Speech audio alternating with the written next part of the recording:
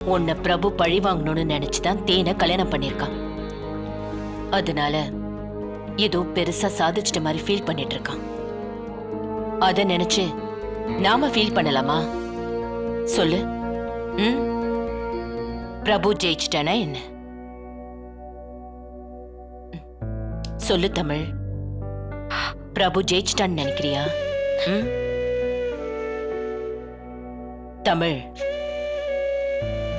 பிரபுவ சும்மாலாம் நான் இந்த வீட்டுக்கு கூப்பிடல. ஜனகாம்பா வீட்டு தோட்டத்துல பூத்த பூவ ஒருத்தன் கஷ்டப்படுத்தணும்னு நினைச்சா கூட அவனுக்கு என்ன ஆகும்னு பிரபுக்கு புரிய வைக்கணும்.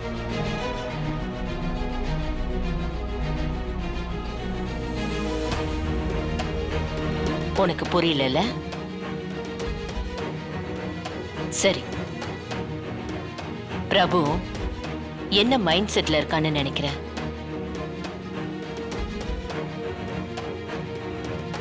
சிபி, நீ சொல்லு. என்ன, நம்மள ஜெயிச்சுட்டதா நினைச்சு நிம்மதியா தூங்கிட்டு இருப்பான் ஜானு. கரெக்ட், கரெக்டா சொன்ன. நாம ஒத்துக்காத வரைக்கும் நமக்கு தோல்வியே கிடையாது. பிரபு என்ன வேணாலும் நினைச்சிட்டு இருக்கட்டும். நான் சொல்றத கேக்குறியா தமிழ்?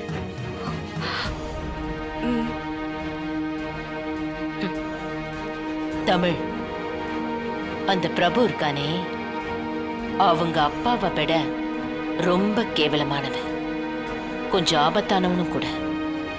அதுக்கு சாட்சி நான் தான்.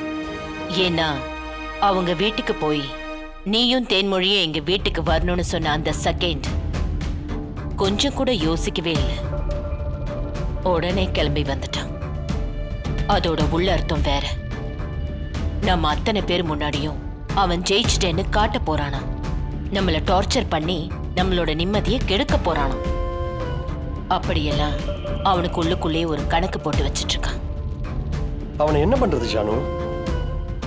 என்ன பண்றதுன்னா, திரும்பவும் பழைய மாதிரி கம்பேக் கொடுக்கணும்.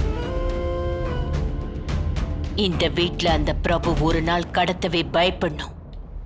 சின்ன பையன் மாதிரி அவங்க அப்பா கிட்ட ஓடி போய், அப்பா அப்பா, அந்த ஜனாமா ரொம்ப மோசமான ஆளுப்பா, இப்படி ஒரு பொம்பளைய நான் பார்த்ததே இல்ல, தயவு செஞ்சு தேன்மொழிக்கும் எனக்கும் எந்த சம்பந்தமும் இல்ல, அவளை விட்டு நான் ஓடி வந்துடுறேன்ப்பா, பிளீஸ் பா, என்னை காப்பாத்துப்பா, என்னை காப்பாத்துங்கப்பான்னு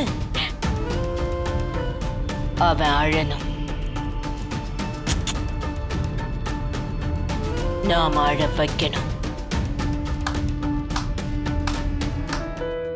வாவ் ஜானு, வாவ்.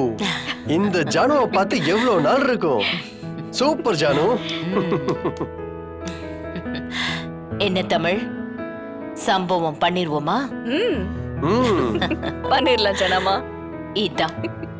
இதுதான் தமிழ். இந்த தமிழை தான் நான் எதிர்பார்க்கிறேன். இங்க பாரு, இப்ப போய் நிம்மதியா தூங்கு.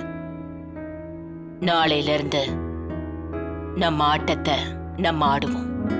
ம் ம்